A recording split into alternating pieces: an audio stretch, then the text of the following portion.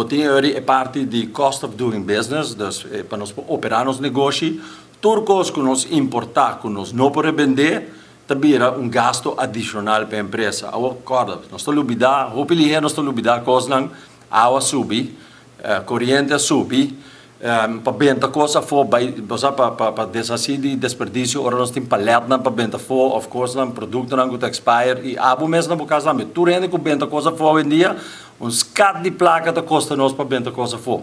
Dus, nos cost of doing business, não é BBO só, gewoon nós absorvendo diferentes custos, ora corrente com água subir, não tu rende corre subir preço. Hobby comerciante assim absorver o gasto e te ainda está absorvando. Porque tem um momento que tudo com aqui combinam junto, lomba com ancho porque nos lomba não está. Então, claro, nós temos que ajustar os preços, nós temos que subir preços para por cobrir os gastos, nós também tem empregado não que também quer salários, quer melhor salários ou mais salários. Dus, na fim do dia, comerciante também tem que ganhar a placa. Vou dar um exemplo, negócio de Chica Post. E não vende nada, é vende serviço. Dus, tudo partes não que trazer para o truck, não que trazer heavy equipment, etc. Tudo partes não, tudo que importar, paga BBO na fronteira, que eigenlijk verkapte invoerrechten. Não por baixar o preço, não por quitar o BBO e fim de luna. Dus claro, que botasse turcos mais caro. Dus, ora você tem diretora de imposto, ora você tem diretor de aduana, ora você tem minister, ora você tem tudo e ainda não está sostener partido aqui, não está papel over de que o preço não está suposto subir. Mita retabo para bem lá do negócio, carga tudo gasto adicional, não tudo se não que mencionar água corrente, sushi, BBO que não pode deduzir, então como que nós drai nos negócios, nós temos de subir preço, não tem outra maneira. Então stop de ganhar pueblo de que o preço não está subir. A realidade está que o preço de produto, para mim, não usa por exemplo um cereal, Kellogg's, esse não está subir, não está subir diretamente com 7%. Pero, dori o custo de esse negócio, dori que custa nos mais placa para manejar negócio, nós temos de generar mais ganância para pôr pagar isso.